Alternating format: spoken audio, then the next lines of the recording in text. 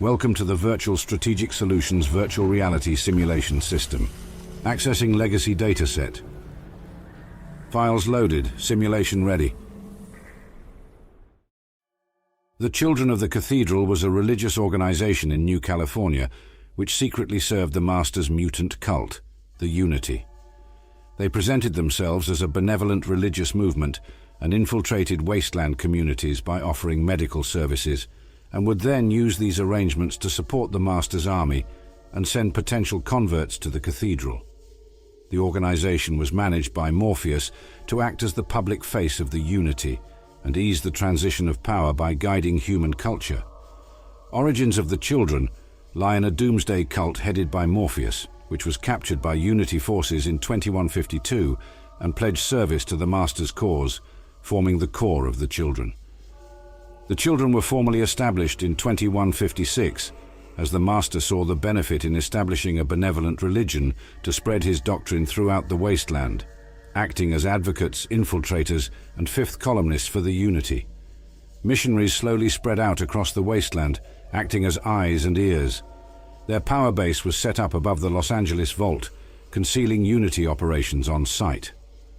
Although Morpheus was infamous for his ties with the Boneyard Rippers, the Children successfully concealed their origins from prying eyes, particularly the followers of the Apocalypse.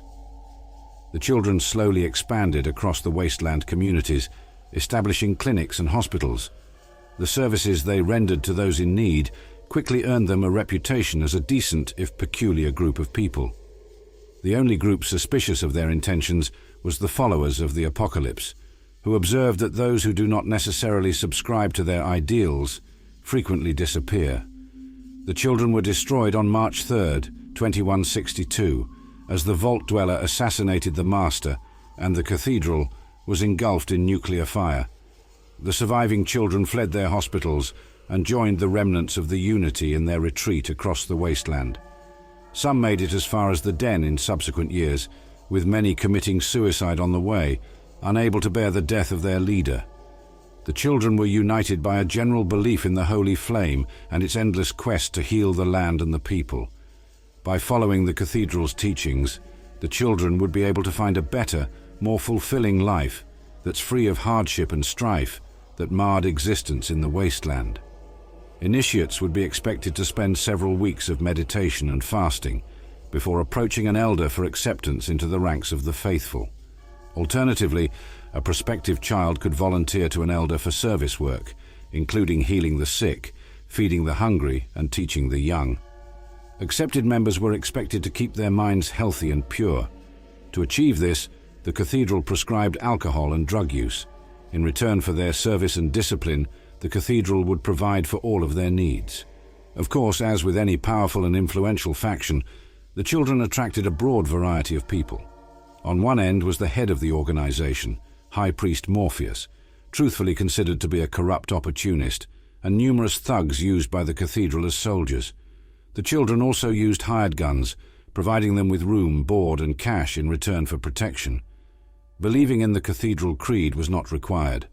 On the other were people like Thorndike, altruists who firmly believed in selfless service and sharing.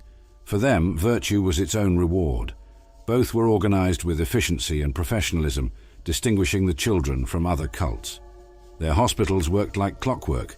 Those wishing to serve the Cathedral began their journey as initiates. After fulfilling the aforementioned requirements, weeks of meditation and fasting or voluntary service to the elders. All the lesser functions were collectively referred to as acolytes. Acolytes who proved their loyalty to the Cathedral could become servitors. Once their indoctrination was completed, they would be brought to the inner sanctum and subjected to drug injections and torture. The procedure was meant to push their minds to the breaking point. Those who survived it with their psyche intact would be granted the appropriate rank and purple robes as a badge of their station.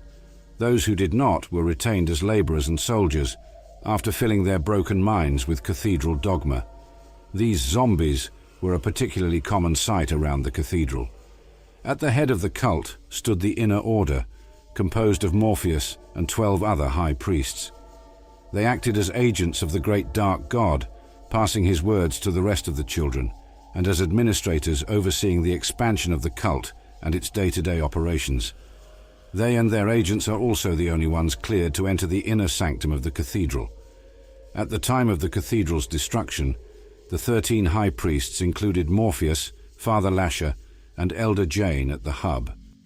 As a religion, the children of the cathedral had 3 core beliefs. The nuclear weapons that scorched the earth were holy, for they destroyed the evil and decadence of the old world. Commonly described as justice, they were called the holy flame or holy fires, as a metaphor for the death of the old world and the beginning of the new. Human nature is inherently flawed, making humans spiteful, violent, and stupid. This leads to a self-perpetuating propagation of evil and greed, leading to fragmentation and conflict. The rebirth of the scoured planet could be accomplished by accepting the Master, the second holy flame, as the master of all. By following his light, replacing selfishness with selflessness, and cleansing the unfaithful, the nexus of rebirth would be reached, bringing rebirth to the planet and allowing humanity to thrive. It would be the unification of all people under a single banner, regardless of their race, gender, or other personal traits, and the elimination of the unfaithful from the world. This unity would elevate the children to a higher level of life.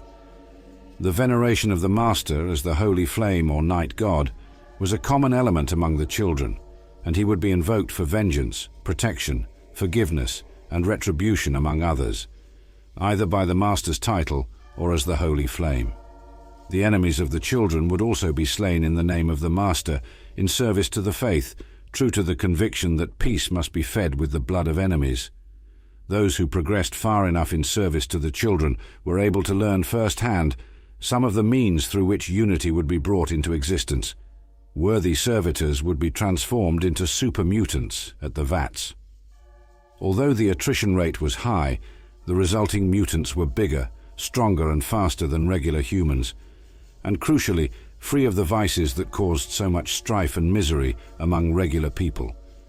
The super mutants were considered gods by the rest of the children, and presented as outsiders accepted by the cathedral to those who did not share the faith. Ghouls held a special place in the children's beliefs. They were considered holy, as their deformities and rot bore witness for the sins of past men in the present.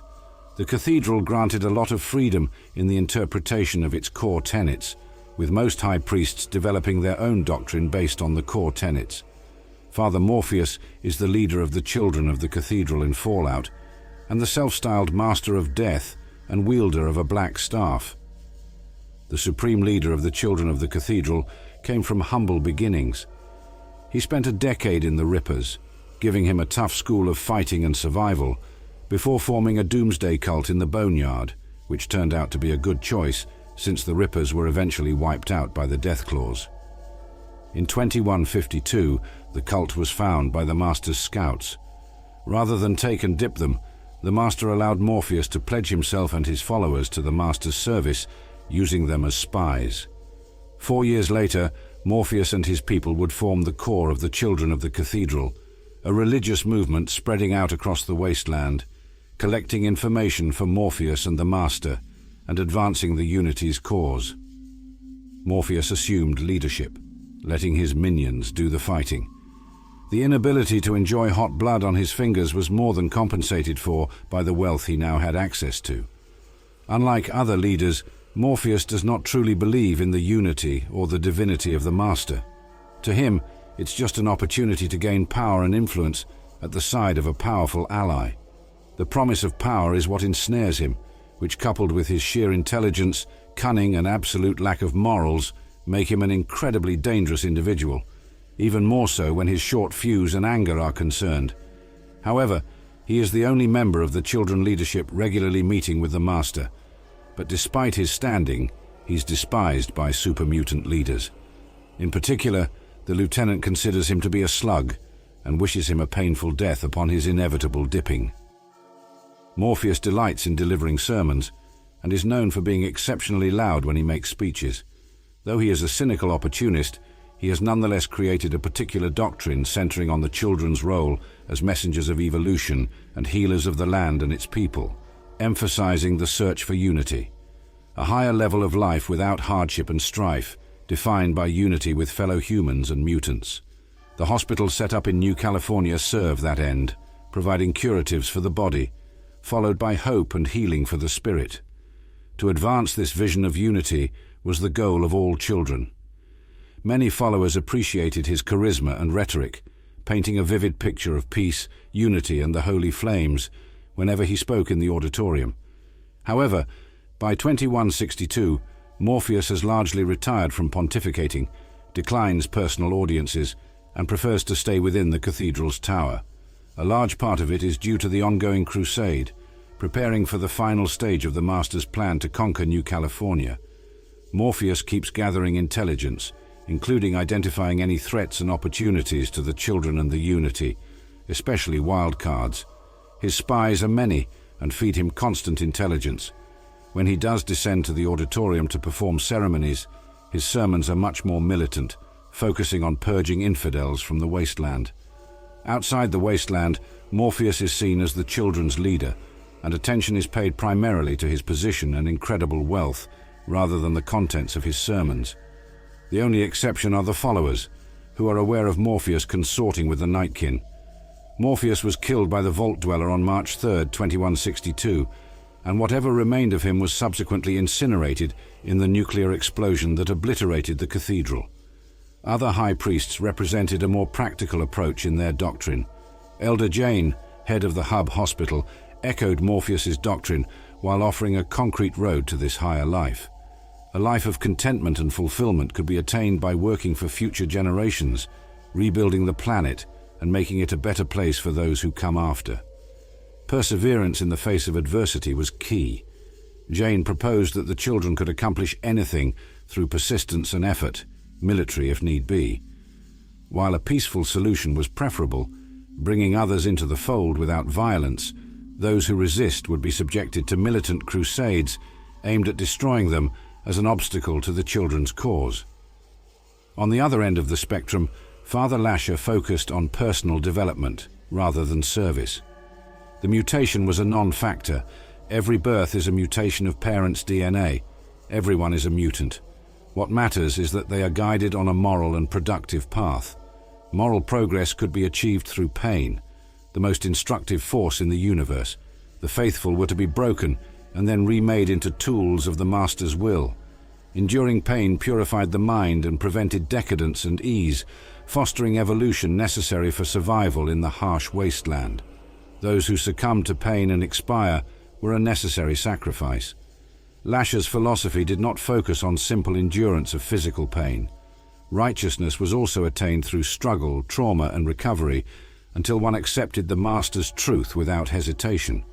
Achieving that state was rewarded with consecration.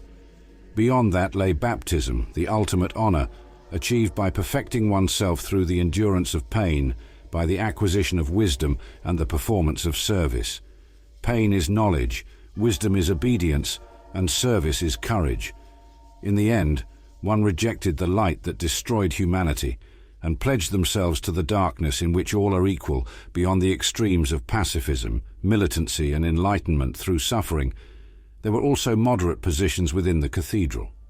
Sister Viola is a philosopher who formulated a utilitarian philosophy. She accepted the apocalypse as a fait accompli, one that was the result of a dissolute, fragmented world that rejected peace and unity. She believed the children represented the only viable option at creating a unified world in a New California divided between isolated, conflicted factions. It was a conclusion drawn from the facts. The followers and the Brotherhood were content to sit on the sidelines. The hub was fraught with oligarchical strife, while the boneyard was a stretch of ruins torn apart by tribal gangs. She applauded efforts by adventurers and local militias to root out monsters and brigands. She believed that a concerted effort on a larger scale was necessary. Children would bring order to the chaotic wasteland, ensuring its survival and preventing monsters from hurting humanity again. They would purge selfishness from human hearts, the same madness that drove humanity to unleash apocalypse, allowing all to work for the common good. The able would be elevated to positions where they could help the community, working as part of an ordered society that would allow all to excel in the role best suited for them: drone, soldier, or queen. The physical conquest of the wasteland was a necessary sacrifice if the result was a united world. As imperfect as it would inevitably be, she argued, it would have a better chance of holding itself together than the dissolute New California of the 22nd century, which would continue to develop into packs of powerful enclaves, eventually powerful enough to start apocalypse all over again. Therefore, the unity was a necessary defense of humanity from self-destruction, not dissimilar to the actions of self-proclaimed heroes killing foes by the dozen without a second thought. At the same time, she did not believe that violence was ethical. Its only justification lay in the absence of superior methods to achieve the goals of the Cathedral.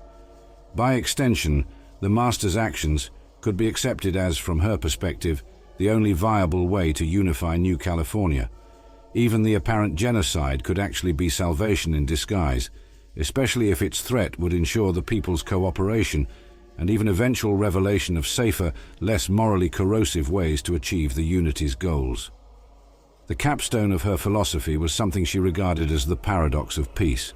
No struggle comes without a price, and the greatest struggle inevitably enacts the greatest cost. This struggle was an obligation to yourself and your children, an obligation to improve your life. Abdicating that responsibility, citing the sorry state of the world, was cowardice. As a religious movement, the children were naturally opposed to other groups that claimed a similar philosophical or religious foundation. The followers of the apocalypse were considered ignorant fools, following a false path that would only bring pain and suffering to fellow humans. Likewise, the Brotherhood of Steel was seen as misguided, lacking that which would make them truly righteous,